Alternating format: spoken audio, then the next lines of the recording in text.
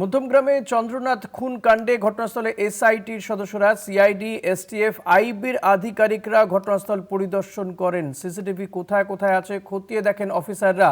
সেই ছবি দেখতে পাচ্ছেন। এসআইটির সদস্যরা তারা গিয়েছেন মধ্যমগ্রামে। এই চন্দ্রনাথ খুন কাণ্ডে এসআইটির সদস্যরা ঘটনাস্থলে গিয়েছেন। ঘটনাস্থলে যায় সিআইডি, এসটিএফ, আইবির আধিকারিকরা, তারাও ঘটনাস্থল পরিদর্শন করেন। গোটা বিষয়টি জানবো অরিত্র ঘোষের কাছ থেকে। অরিত্র, দেখো, শুভেন্দু অধিকারীর আত্মসহায়ক চন্দ্রনাথ রথ খুনের ঘটনায় ইতিমধ্যেই রাজ্য পুলিশের তরফ থেকে সিট গঠন করা হয়েছে, স্পেশাল ইনভেস্টিগেশন টিম। আইজি, সিআইডির নেতৃত্বে এই টিম গোটা ঘটনার তদন্ত করবে বলে পুলিশ সূত্রে খবর পাওয়া যাচ্ছে। ইতিমধ্যেই যে সিটের সদস্যরা রয়েছেন তার মধ্যে বিভিন্ন সংস্থা, বিভিন্ন ব্রাঞ্চ রাখা হয়েছে, যার মধ্যে STF, special task force, IB, intelligence bureau এবং সিআইডি কেও রাখা হয়েছে।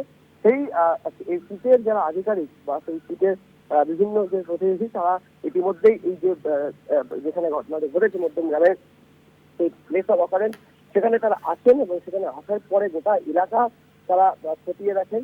খতিয়ে দেখার পর যেটা দেখা যায় যে তারা যে সমস্ত সিসিটিভি রয়েছে, সেই সমস্ত সিসিটিভি রাস্তার ধারে কোথায় কোথায় রয়েছে, কোন অ্যাঙ্গেলে কোন সিসিটিভি ফুটেজ রয়েছে, কোন অ্যাঙ্গেল থেকে চন্দ্রনাথ। অরিত্র, থাকো তুমি আমাদের সঙ্গে।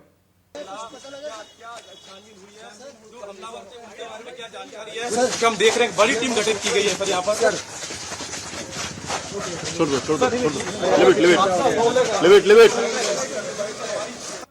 অরিত্র, যেমনটা বলছিলে, বলছিলাম সেই প্রত্যেকটি সিসিটিভি ফুটেজ তারা খতিয়ে দেখেন। যদিও সংবাদ মাধ্যমের সামনে তারা কোনোভাবে মুখ খুলতে নারাজ, তার কারণ তদন্ত চলছে। তদন্ত চলাকালীন এটা খুব বেসিক একটা বিষয় যে তদন্ত যে জায়গায় রয়েছে সেই জায়গা থেকে কোনোভাবেই তদন্তকারী আধিকারিকরা প্রকাশ্যে বা সংবাদ মাধ্যমের সামনে সেই কথা কখনোই বলেন না। এবং আজকেও ঠিক তাই হলো, যারা সিটের সদস্য রয়েছেন তারা গোটা এলাকা প্রথমে খতিয়ে দেখবেন, সিসিটিভি ফুটেজ কোন অ্যাঙ্গেলে রয়েছে, কোন দিক থেকে কোন সিসিটিভি ফুটেজ পাওয়া যেতে পারে, সেই সমস্ত সম্ভাবনাগুলো খতিয়ে দেখেন এসআইটির সদস্যরা। ধন্যবাদ অরিত্র। কথা বলছিলাম প্রতিনিধি অরিত্র ঘোষের সঙ্গে।